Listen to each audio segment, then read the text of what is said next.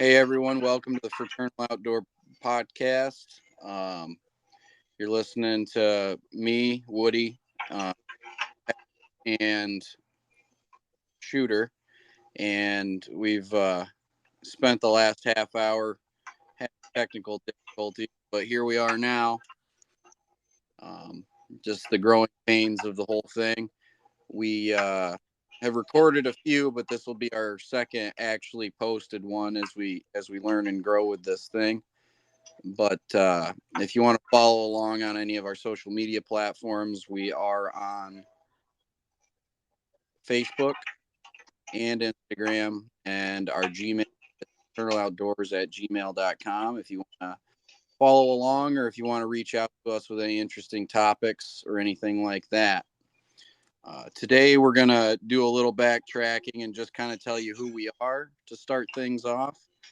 For those that know us, know we all met in college at Alfred State when we all joined the same fraternity that was known for being pretty outdoorsy. And we're just going to touch base on that before we get started so everybody has an idea who they're listening to.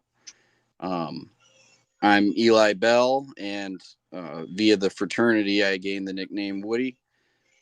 So you'll hear that in many forms of it throughout kind of the three of us and other people we may have on later on. Grew up in a little town and just kind of had a farm upbringing, which almost always involves some hunting and fishing. Got into a lot of kayaking for a long time. Still love to get out on the kayaks when I can. ATVs, screw around with snowmobiles. They tend to be more of an automotive project than an outdoors recreation most of the time. But that's generally my outdoor background. Very much a generalist. I love all things outdoors. I'm usually willing to give it a shot. And as far as, my day job, I do work outdoors adjacent. We make some consumer products. I'm a product engineer, and we do make some outdoor products or some aid to the outdoor products in the consumer market. And with that, I'll kick it over to Sean. Hi folks, my name is Sean Pine. My brother named Shooter. You'll hear that pretty consistently. I'm the youngest of the group. I'm going to turn 30 this coming year. I also grew up between a small town and the suburbs. My uncle owned a farm that I kind of grew up through. So again, similar hunting and fishing in the uphills of New York, and then down. My father used to take us do a lot of hiking, a lot of mountain climbing. So I've done a decent amount of eastern seaboard of the U.S. You used to do a little bit of competitive shooting as well, did you not? Yeah, I used to do some competitive shooting through junior high, started high school. From high school on, I moved into athletics, and I was a fairly avid pole vaulter. And then in my sophomore year of college, I met the fraternity group, including Eli and Headers, and moved from there into just hunting and fishing. And I recently brought Headers and Woody into duck hunting with me this past year. But for now, I'll pass the torch over to Headers, let him give his intro, and then we can kind of summarize our pains and sufferings this year. All right, sounds good. So my name's Adam Tatlock. Through the fraternity, I got the nickname Headers, probably because I went to Alfred State for automotive service technician. I spent maybe 6 years in the automotive field, and then I jumped ship and got into the plumbing/pipe fitting trade. So that's what I do now. Actually, I just recently got the company I work for just transferred me into their engineering department. I am not an engineer, but I'm in the engineering department. My background growing up, I didn't really spend too much time outdoors. did a little bit of hunting when I was younger, when I first could. But what I did do is I was very avid into archery, to the point where I started doing that competitively. I ended up going to a couple of state competitions. First year I did that, I didn't qualify, I just showed up. So they placed me in the unlimited open division, shooting against people who are way, way older and better than I was. And I placed pretty decently. The next year, I actually qualified for the competition, went back and I took third. I love archery. It's better than anything else, in my opinion. As I got older, I didn't have the time for archery, so I just got into regular hunting, rifle primarily. I care less about fishing. I'm going to catch a lot of flack for that. I do not like to fish. But I will go fishing with anybody that needs somebody to just sit there and shoot the shit with. Because I love being on the water. Whether it be in a power boat, be on a kayak, sitting on a dock, being out, in, on, near, around water is the best. So it's basically my outdoor. We did lose him. So yeah, he just gave his outdoor resume. I'm sure he'll jump back in once he gets reconnected, but I'll keep it going here and say that we are fans of the phrase "jack of all trades, master of none." As you can see, we all bring a little bit of this and that to the whole thing, and I think that's a good thing. I think it gives us a broad hosts of topics we can touch on, and a broad host of interests that we can draw from. Yeah, lots to share, lots to commiserate in our adventures and our own struggles. Certainly. And by no means anything we say absolute law, but we tend to try and do the best we can to speak from a good spot of at least our position, and hopefully you find some entertainment in what we have to say. So, and I will add that all three of us are happily married. I'll give you guys I'll say you're happily married for your sakes, because no, I'm kidding. We are all happily married. We all get along quite well with each other's wives, and our wives get along pretty well, I'd say. I'm proud father of two little girls, currently about 7 months and about 2.5, and Adam has got two twins, boy and girl. And how they?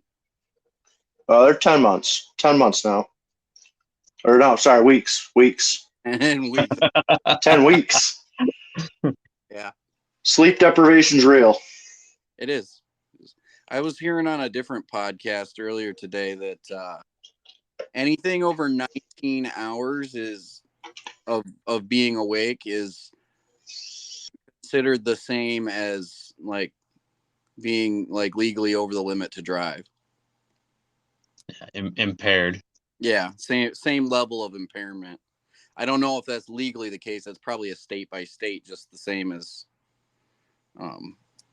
intoxication level. But even though I think all the states have adopted the same number, right, at this point. I'm sure probably somebody's a little different, but so we all know the feeling of having a drink and having that reaction. So I mean, it's safe to say not getting enough sleep can sure make you pretty lightheaded and loosey. Yeah, I kind of feel like they're maybe given more credit to the sleep deprived. Only 19 hours, but maybe that's just because of the lifestyle of being chronically sleep deprived at this point. Oh, they say you're conditioned to it. Yeah. But so So I alluded to it early on when we were doing the intro, or at least one of the intros, because we attempted this a few times. We did do some recordings throughout the fall of 22, some updates on our duck hunting adventures. That audio does exist, but it's poor audio quality, and it'll require a high level of editing that none of us are currently capable of. So maybe someday that gets dropped as bonus content. Maybe it doesn't. But moving forward, we're going to try and get together once a month and drop a podcast. Anything more than that is great. But the goal is to hit monthly markers if at all possible. But since a lot of that audio is iffy and or lost, and we didn't really get a chance to get together and try and cover any of our actual deer season, I think the coolest thing to do for us would be maybe recap our fall and talk to people about how our seasons went. Yeah, I absolutely would be awesome with that. Adam, if For you don't sure. mind, I'll kick her off here and explain how I brought you guys along for the duck season. For Woody, it was a duck season from hell, and for Headers, it was a duck season filled with disappointment all the way up until the last day. Well, it was the same for the deer season too. Hey man, you don't finish first, but you definitely get there. That's right. The exact opposite. So, Wife told me. What's that? The exact opposite of what your wife said about you. Yes. You got to stop talking to her, man. This is bullshit. Do what I want. You know what they say, man. The truth always comes out. But yeah, Adam was kind of some potential duck hunting areas, so he became the drop spot for us, and we did our scouting and hunting out of his house, his duck camp this year. Yeah, that was a good time. Not bad considering I just moved into the place, a week or two prior to you all showing up to go do that. We paid rent by providing you with a pair of waders, way too small. Yeah. That's all right. We got it right for the second outing. We got it right for this. So, as I recall, the first outing was hell. Oh, the first three outings were pretty bad for everybody except for I think the third outing's when I finally got mine. So was that the third one? Yeah, I think so. Third and only duck. Third hunt of our season and the only duck I got all season. So we did. But I brought Woody and Headers into this bad idea decision. Because a couple of years ago, one of our other fraternity brothers, who it's even younger than I am, he invited me up to his place at the north end of Canisius Lake and said, "Hey, come out and hunt with me." And he dragged me out into a swamp with a canoe and a half dozen decoys. And I remembered, oh man, this was fun. I did this in high school. And so I took my bad idea back and went to Woody and Headers and said, "Hey, you guys got to try duck hunting with me." And Woody, with needing only but one more excuse to buy a boat, decided to impulse buy a boat. And what do you want to give the short of that wonderful decision? Hold on, before he does that, if I recall, he had your blessing to buy the boat. Yeah. Well, to be fair, it wasn't a blessing as much as this isn't a dud. And the next day he called me and goes, "Well, guess what I'm driving home with?" Well, yeah, because you told him to buy the boat. You're going to hang that on my neck, huh?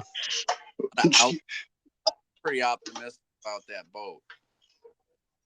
Yeah, now look at us. It will be a good boat when we're done rebuilding it. Yeah, in 2025. Yeah. I mean, we're getting a little off from hunting, but our boat was like what, $2,500 boat. and we sunk, I don't know, $100 in plywood into fixing it, into redecking it. And we've cut the bow. We got a free trolling motor, and we dug out a bunch of really waterlogged foam. It drafts really light. It's got deep, it's got deep gun. So we've really got a nice place to hide behind. We put some, we got more than $100. We got that extruded rail along the sides now. That's easily $100 all by itself. Anyway, it will be a nice little boat, and it's been fun the few times we got it out. It just has some quirks. Like, it needs probably a solenoid. Like, both times we took it out, it took forever to get the fucking thing started because that solenoid shot. Yeah, I started to say, and my phone timed out again. Like every duck hunter, there's a quick fix and a short solution to a long-term problem. Woody's at least 2 owners deep on a problem that was definitely a quick fix and a short solution turned long-term. And so after, what was it? It's been 2 years now. He's had the boat, and so when we started on it, we took it out for the first season. We hunted an outing and had some fun and got the guys hooked on it. Second season, we went to go take it out, and she wouldn't start for us. We fought with her, and we took her back, and Woody decided, well, hell with it. Let's sink the money and time into fixing it, doing it right. And so we got pretty carried away down that rabbit hole, and then Woody's second daughter arrived, and now Headers has twins, and that kind of shoved the boat to the backside. Shoved a lot of things to the backside, let's be honest. Yeah. So anyways, this season we wrapped around to having one of Woody's double 2-person tandem kayak, having him throw that in the back of the Jeep with my hand-me-down decoys. And we decided that we were going to hunt swamp water, hunt small bodies of water and drainages, and just make the best of a short season while the boat was out of commission. And Headers, if you want to talk about, we moved in on your house on, was it day 3 of you being in the house? It definitely felt like that for sure. I mean, I'm trying to think. Well, it had to have been at least a week or 2 after we moved in, because we'd finally set the bed up upstairs in the bedroom. And I think we finally had heat on at the place, because for October, it was quite cold. Yeah, you guys show up. My house is basically looked like a bomb went off, man. I mean, everything's in boxes. There's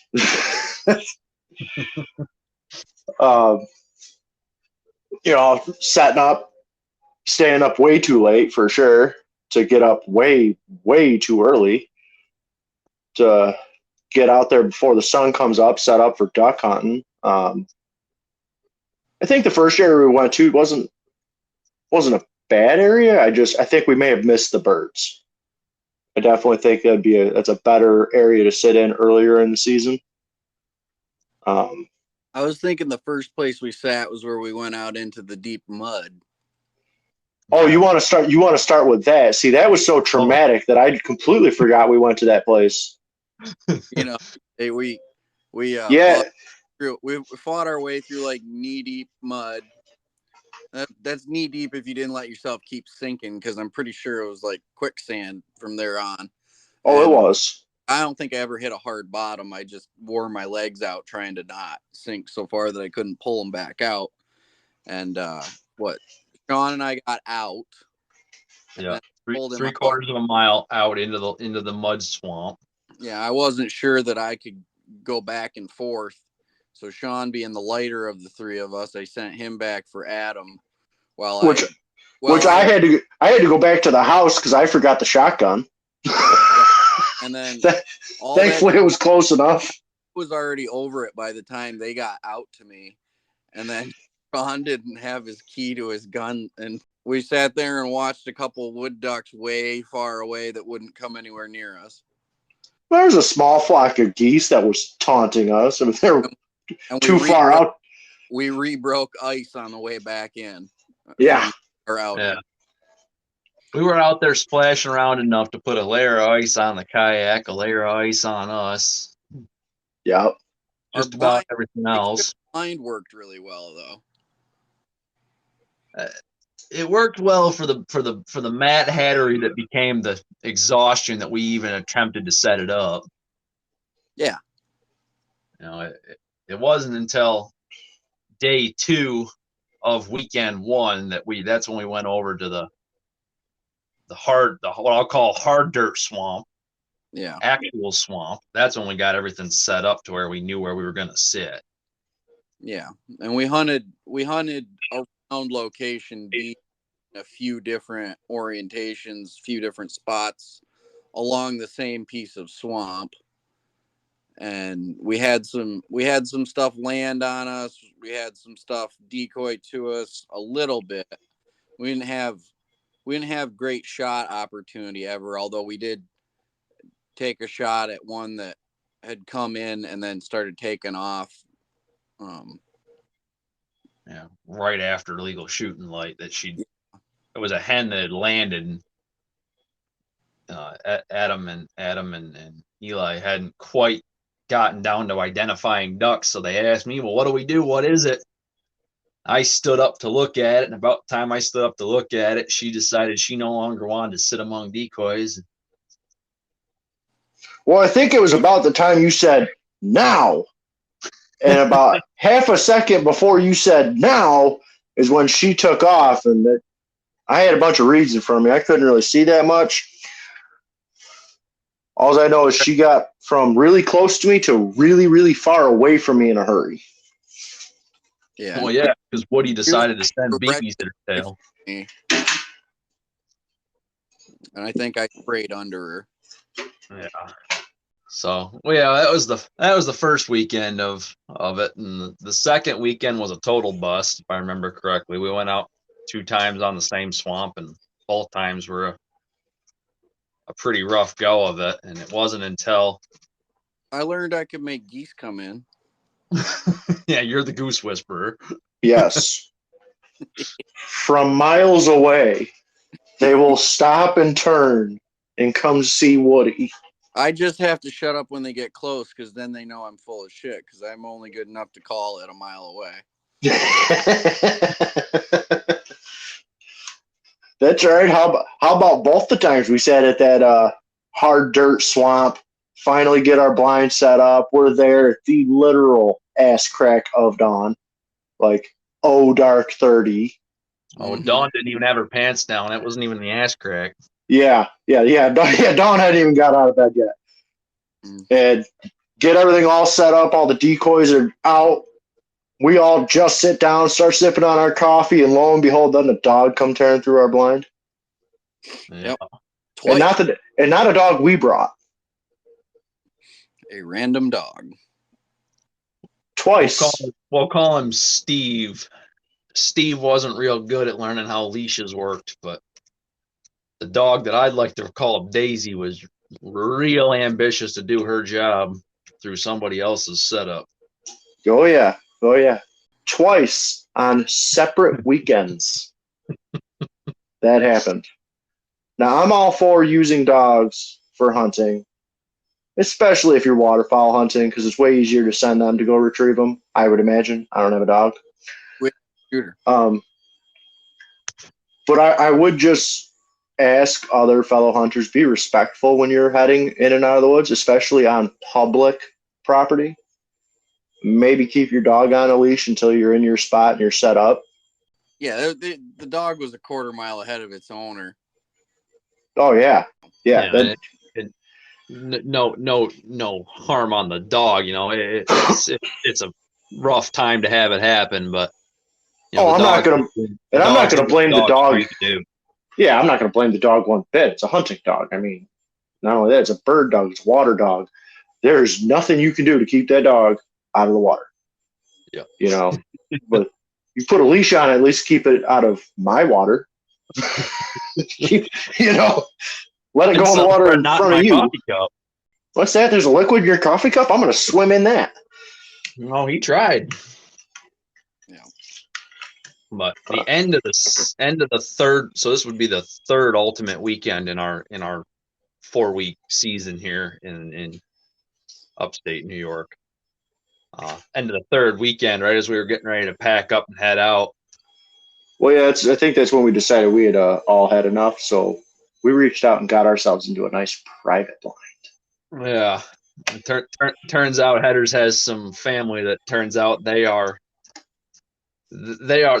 unbeknownst to us rather well set up in the art of duck hunting on private property with private equipment. Yeah, who would have thought? I had no idea. Who'd have thunk that makes a heck of a difference? Technically public property where you're set up because it's below the water line. It is. It's but they have a nice little semi-permanent setup that they set during season, and then they have private access through some properties to basically park and go right to it.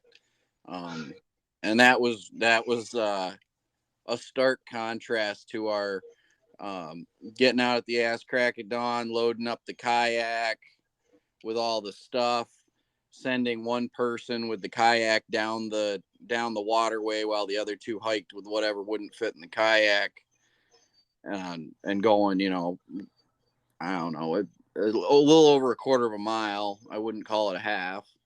Yeah. And then to get to our spot and have to fight with I know you love your 99-cent pulls, but you had to fight with a jerry-rigged blind that we decided to make, which it worked. I'm not going to say that blind doesn't work. The last day we were there, man, we sent about a box of shells, just deciding to hell with it. We might as well shoot at what we saw. That made it. But having something that's already set up there, and they've got a boat there with all the decoys, and all you have to do is show up, throw on waders, and put your set out. Stark difference.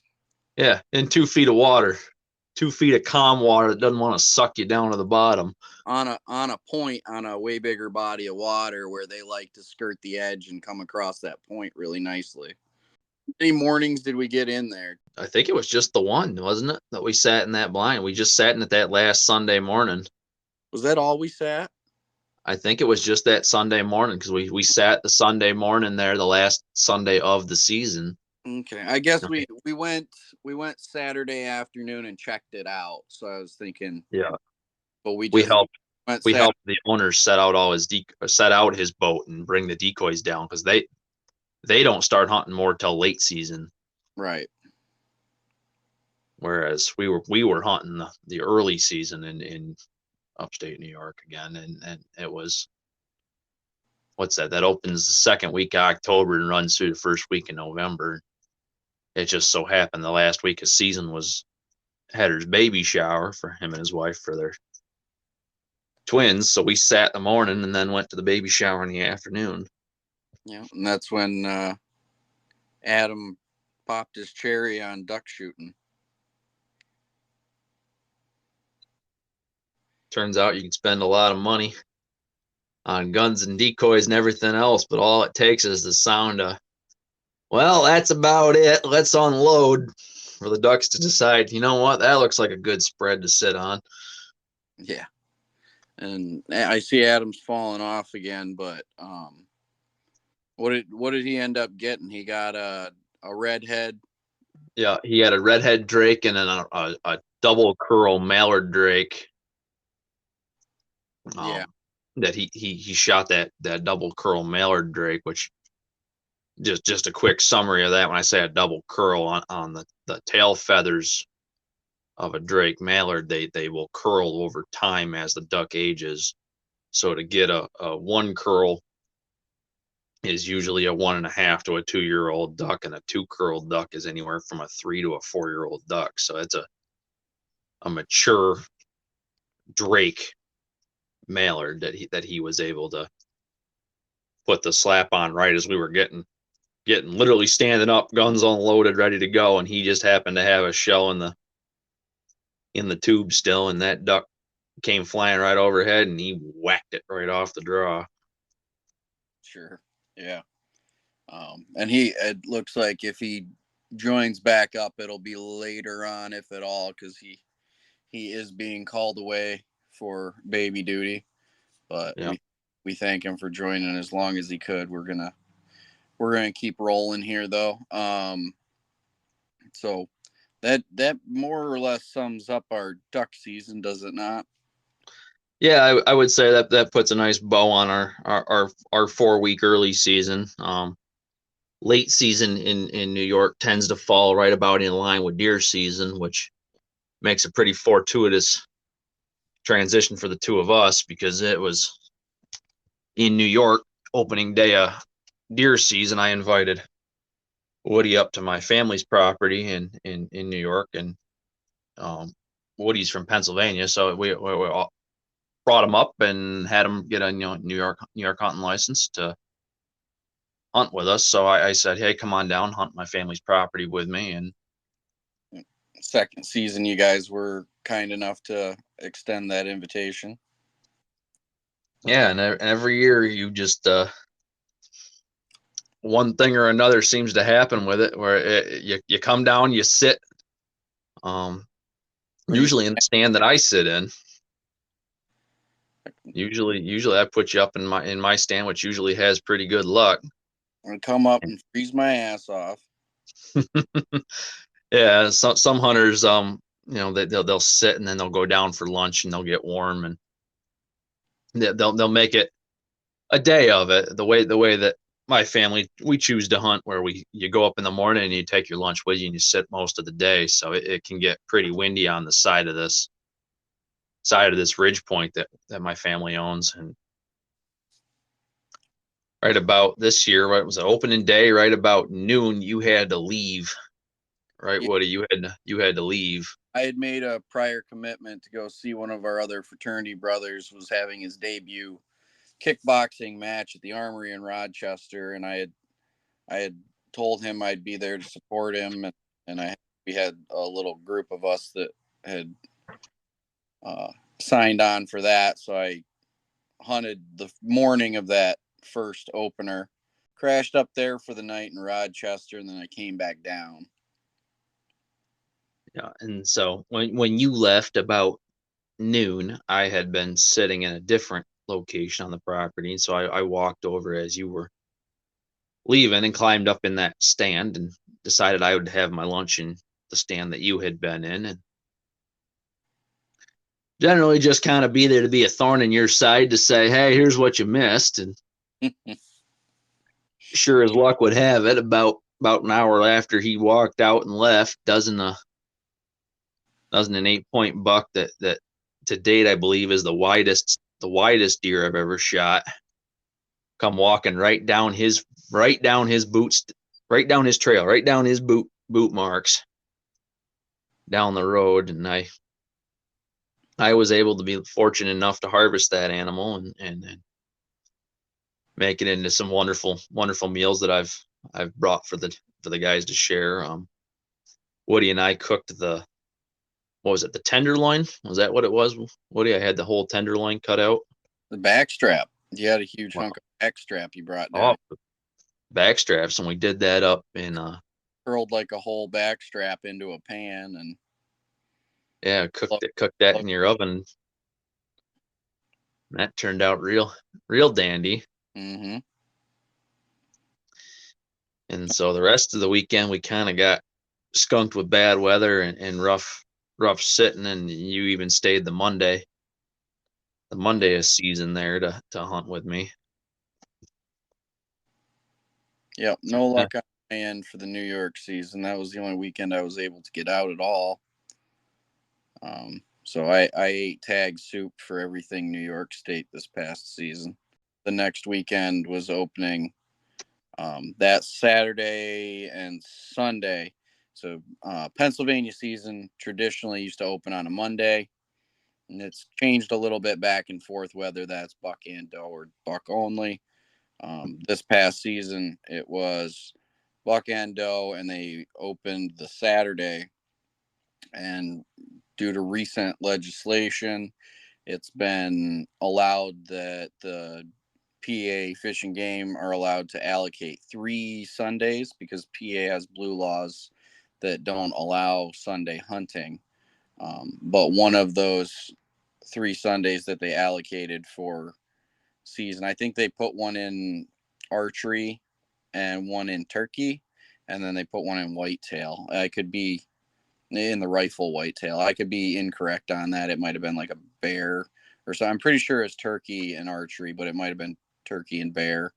But either way, that gave me I traditionally take off that Monday for season, and I still did. So that gave me a 3-day stretch going into the PA season, and I was strapped with a buck tag, a doe tag, and an additional antlerless DMAP tag. So because we have the property there, I'm able to submit as a landowner to get a pretty good handful of DMAP tags, which I did get, and I handed out to some people, but I kept a DMAP tag back for my wife and one for myself.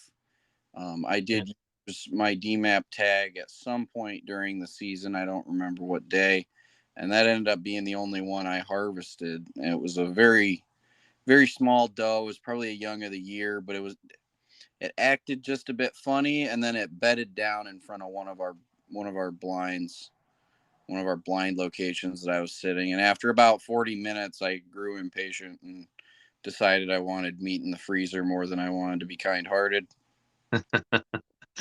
And shot it. I ended up being pretty glad that I did, because when we were processing that deer, there's a group of friends that all kind of hunt the same areas here. We get together and throw a little money in the collection pot for equipment and bags and stuff, and we process them as a team. We do our own processing. And as we were doing it, the front, I believe, right leg just busted off. And so we did a little dissecting to figure that out, because all we were doing at that point was skinning. And we got into it and found what was probably a 223 or a 556 size round embedded in kind of the knee of the front leg. So that young of a deer, that probably would have had some major implications on its ability to walk later in life.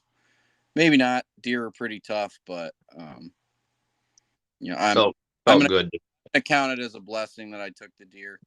I was able to get some meat in the freezer on that count. Now, inversely, my wife, who it was only her second season hunting, I set her in one of our field blinds, and she's a crack shot.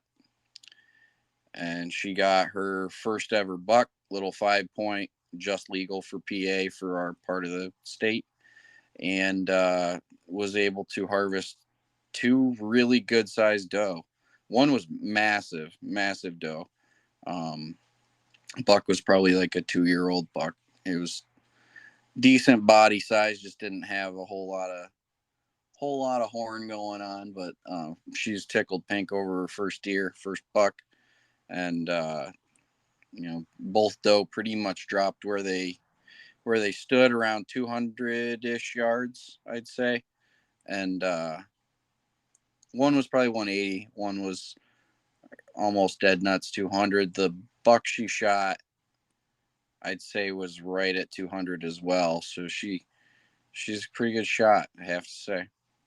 Yeah, good to put them in the freezer, and to do so efficiently is definitely a kudos to Steph to the one to was do that.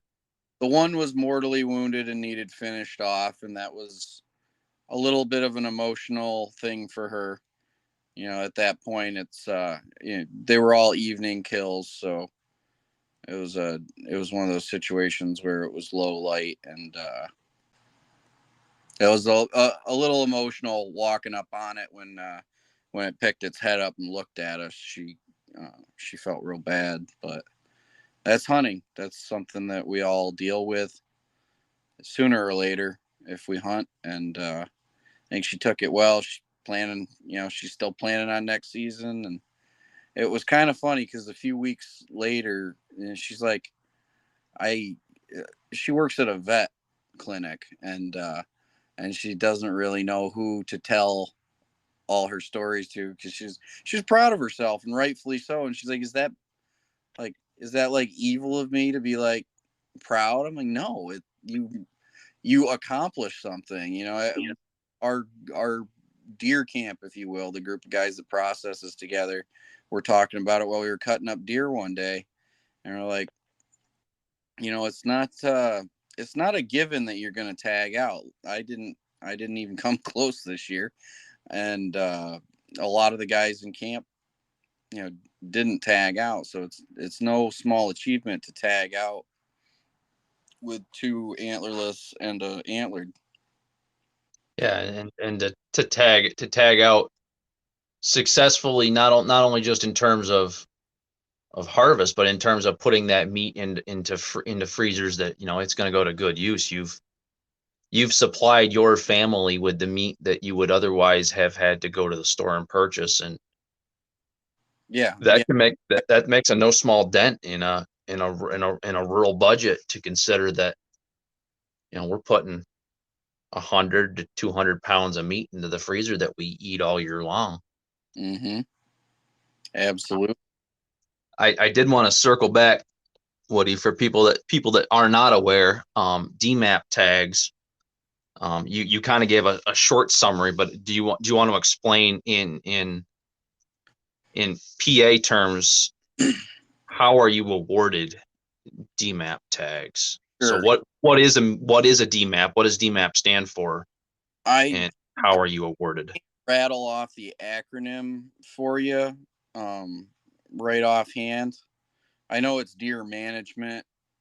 I think it's deer management application permit or something. I don't really remember the actual terms behind the acronym DMAP, but it's DMAP, and it's a program that Pennsylvania has for property owners of large swaths of property, and they allow you to allocate so many tags per acre, and the number of tags per acre is also it might be tags per X number of acres, right? And that X number of acres is determined in 2 different ways, whether it's agricultural or just like forest or pasture or what have you. So with the combination of hayfield and forest land that we have, we're able to get a hold of about 10 tags. And there's two ways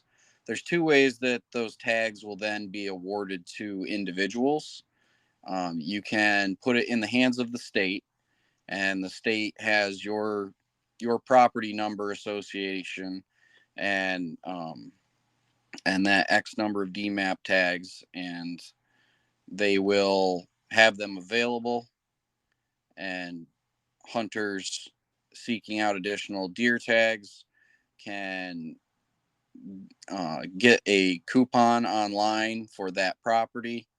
The property owner still has a level of control where they can deny access to people ahead of time, but generally speaking, if you go that route, you don't really have a say at that point. You're saying any hunter that cares to buy a DMAP tag is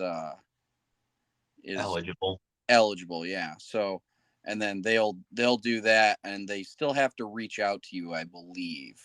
But I've gone the second route where I manage the DMAP tag. So they send me a big old envelope with a book full of these coupons. It's like a 1-sheet page that's got a premise number for the property, and then it's got, you know, 1 through 10, whatever serial tag number. Yeah. So I can hand those out to people that ask permission on the property that I grant them permission, or I can hang on to them and let them rot. If I applied for 10, I say, you know, this year I'm eligible for 10, but I know the property and I think we shouldn't harvest more than 6. Say that's the scenario. I can manage from that point on, right? And if you have a forestry management plan in place, you are able to request more. The more in tune to your property you can prove that you are, the more willing they are to let you get. more access to tags. But so in my case, I handed them out to a lot of the guys that are in what I'm calling deer camp, right? They're guys that have permission on my property and my uncle's property, which are contiguous with each other effectively. Depending on if you go to look at the county map, the lines are somewhat blurred because they were subdivided from each other when my uncle and my parents bought them from my great grandparents. So I gave the tags to them. I think I still held a few back, but then they take those, well, coupons, I should say it more correctly, I suppose. I give them the coupon and then they go, and I believe it's $10 to apply for the actual doe permit. Exchange the DMAP coupon for an actual tag, and then it is mandatory reporting, as opposed it's very strongly suggested, and I would recommend that everybody report their harvest. It only helps with management and with yeah, allocation with of future tags. It's only a helpful metric. They're not coming to find you because of whatever, but they they require that you report whether you harvest or not with DMAP tags. And then to give the New York side of it, we have a very similar but different system for the standard hunter, the non landowning hunter, which is by technicality, it's the case that I fall into. You can apply for up to 2 doe management permits. We call them DMPs in New York, and they are selected based upon the wildlife management unit in which you plan to hunt. And the tags, if you select them, come with a restriction based upon the specific location in which you may harvest. And in this past season, I had headers come out for the final weekend of deer season in New York to the same property. And he ended up taking a doe that he was able to take because my grandfather signed over his DMP permit to Adam to hunt. And Adam was able to go up on our property, and in the same exact stand that I harvested my deer in, and that what he sat in opening day, Headers was able to take his doe tag and fill his doe tag, which in turn helps provide the meat to his family for the coming year. And whether or not everybody fills every tag, it makes a difference to both apply to show that you're still eligible for tags, and to keep the availability that the DEC in New York State is able to say there's so many hunters that are willing to take these animals and help to manage the population. So I just figured that would be interesting for you folks to see the difference between 2 states that are neighboring and that share fairly similar geographic regions. In Pennsylvania, they place it mostly on the landowner to maintain his property and to maintain their herd. And in New York, for private property. Yes. In New York, they rely purely upon foresters, like Woody had mentioned. They rely on the foresters to provide the data, which they then use to award a certain number of the tags, regardless of fill. Yeah. So on state land, they do still have DMAP tags to meet their management goals that you can apply to, in the same way you would apply for DMAP tags that the property owner doesn't care to manage themselves. Mm-hmm.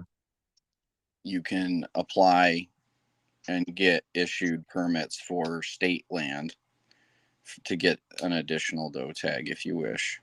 And I think I hate to really quote the numbers without having everything in front of me, but I think you're allowed up to 6 total antlerless tags throughout the season, but you can't hold them all at the same time. Like it might be like 3, and then once you've filled some of those, you could get additional ones, and you take up to 6 antlerless animals total, or it might be six deer total. But obviously, I would recommend everybody check their own regulations, but it's something along those lines.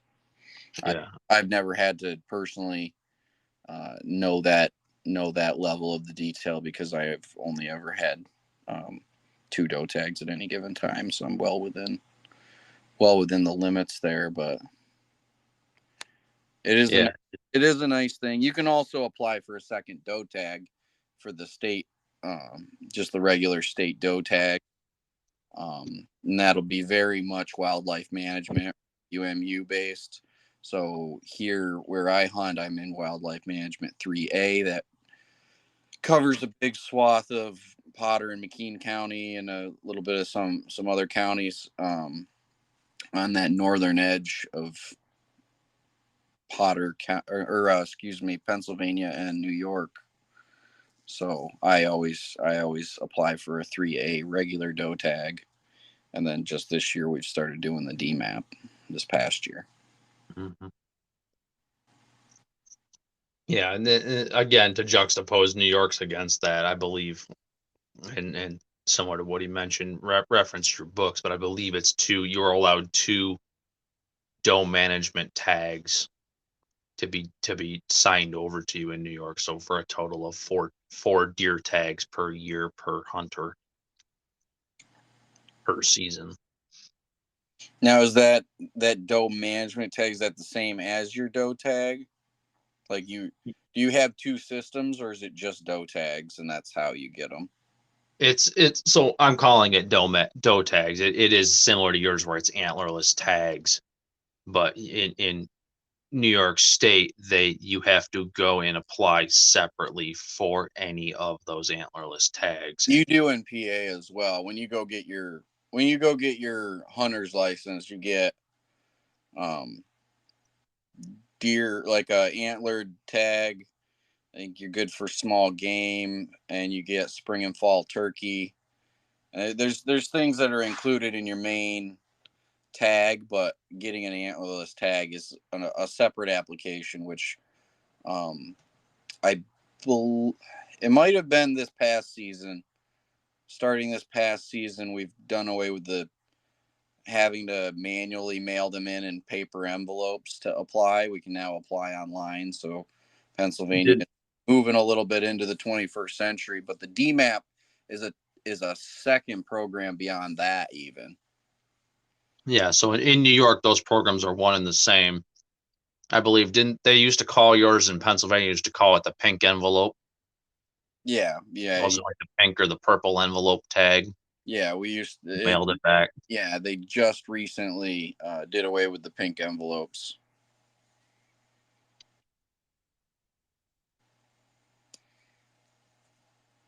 So yeah, I guess to summarize this season, it's been a learning season for